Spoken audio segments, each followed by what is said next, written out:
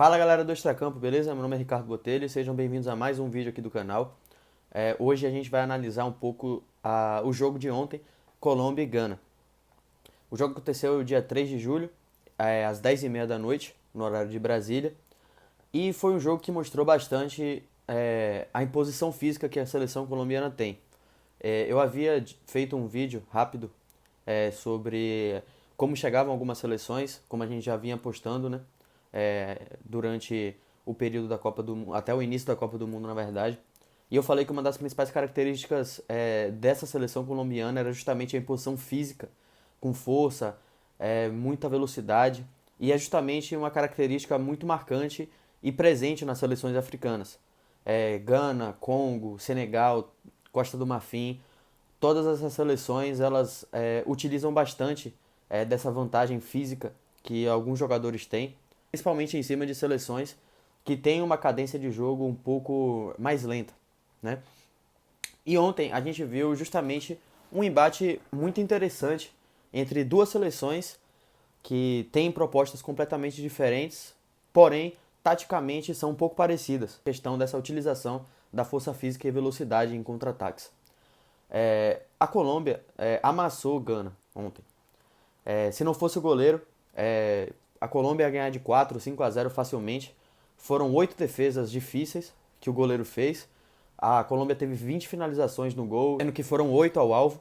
Teve 61% da posse de bola e Gana só teve 39%. A seleção colombiana teve 578 passes, enquanto a seleção de Gana teve 354. E a seleção colombiana cometeu 14 faltas. Então, assim, a gente observou essa imposição física, esse sufocamento que a seleção da Colômbia já vinha apresentando há muito tempo. Tirando a parte final ali das eliminatórias da Sul-Americana para a Copa do Mundo, em que a Colômbia deu uma decaída de nível, a gente viu que nessa Copa ela vem jogando assim, em posição física, utilizar muito dos laterais como atacantes, o Luiz Dias sempre ficando na extrema ponta esquerda, para tentar sempre conseguir ali sair no contra-ataque.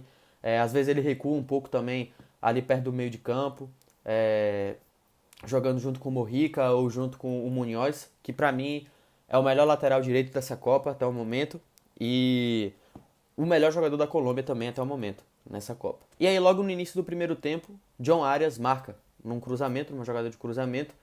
Ele chega livre dentro da área, dá um toquezinho ali certeiro para poder acertar o alvo. E depois disso, a Colômbia continuou sufocando a seleção da Gana. Sufocando, sufocando. Não à toa, um dos principais jogadores, né, desse jogo foi o goleiro da Gana, o Lawrence Atzigi. Fez 8 grandes defesas durante o jogo, né? James Rodrigues saiu logo no início do segundo tempo, o que não mudou muito o esquema tático da Colômbia, porque eles têm Quinteiro, um jogador também que possui características táticas muito parecidas com o James Rodrigues, que não é um atleta que vai correr tanto, mas ele sempre consegue dar bons passes, chute de longe, armar jogadas. Ele tem uma visão de jogo realmente muito acima da média de jogadores comuns. Um jogador que teve bastante destaque também nesse jogo foi o Richard Rios, porque o Richard Rios, ele é um jogador muito importante para essa seleção colombiana. Ele é um cara que consegue pegar e segurar a bola ali no meio de campo, ele consegue travar, ele mata as jogadas na hora certa, ele tem a malícia para poder parar contra-ataques, para poder parar jogadas que talvez venham a ser perigosas para a equipe adversária, né? E o que a gente viu nesse jogo, o que eu vi nesse jogo particularmente foi realmente algo que eu não tinha visto em nenhum outro jogo, né? Uma dominância completa. Pelo menos no mata-mata, eu acho que não teve nenhum jogo que foi de 100% dominância de outro time, de uma equipe só, né? A equipe da Colômbia realmente dominou a Gana. Gana não conseguia jogar e é isso que eu falo. Não se pode duvidar nunca de uma equipe sul-americana, né? Principalmente de seleções que vêm se reestruturando faz tempo, de seleções que possuem bons nomes individuais, como o Luiz Dias, por exemplo, que vem se destacando no Bayern de Munique, foi um dos principais jogadores da temporada. John James Rodrigues, que apesar de não corresponder tanto em campo com o time que ele joga, sempre que ele está na seleção, ele vira um craque. Ele é um craque, na verdade, né? Só é preguiçoso. Tanto que, assim, Gana não teve nenhum chute no gol. Finalizações ao alvo que foram certas, Gana não teve nenhuma. Eles chutaram um total de 8 vezes, mas não teve nenhuma que foi certa. Então, assim, realmente foi uma dominância que diz o contrário do que foi o placar. Foi um placar de somente 1-0. E quando a gente pensa num placar de 1-0, a gente acredita que seja um jogo muito truncado, com bastante falta, com um time que tentou se defender ao máximo, ou com um time que deu um contra-ataque e aí fechou a casinha. É muito interessante para mim porque eu vi duas seleções que utilizam bastante da imposição física, tanto na velocidade, tanto na força, como eu já havia comentado anteriormente. Só que se sobressaiu a força da Colômbia, porque a Colômbia, individualmente falando, é muito melhor do que a Gana. Muito, muito melhor. E tanto que passou em primeiro no grupo, não venceu Portugal por um detalhe, literalmente um dedo do pé. Então, assim, realmente a Colômbia vem apresentando um futebol magnífico. E pode dar muito trabalho se continuar jogando desse jeito. Pode pegar, por exemplo, uma Argentina nas quartas de final. Eu acredito que se passar também não vai ser surpresa nenhuma. Porque eles já deram trabalho na final da Copa América. Né? A Argentina ganhou ali nos detalhes, na prorrogação.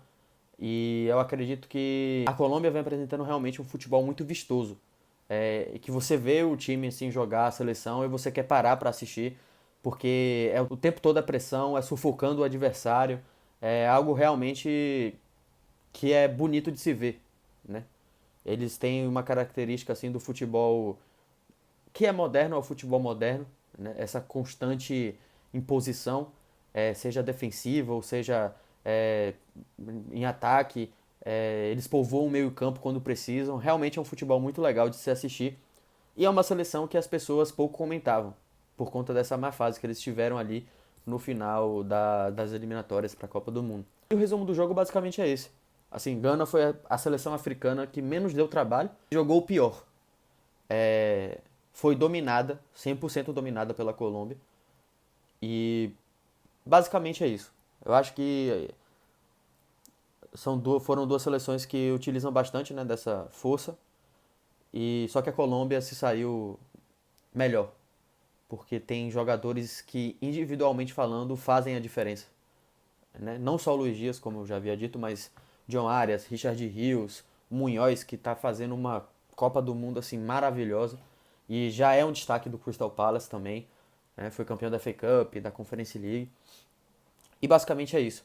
A gente está vendo uma seleção colombiana, uma seleção sul-americana que pode ir muito longe nessa Copa, né?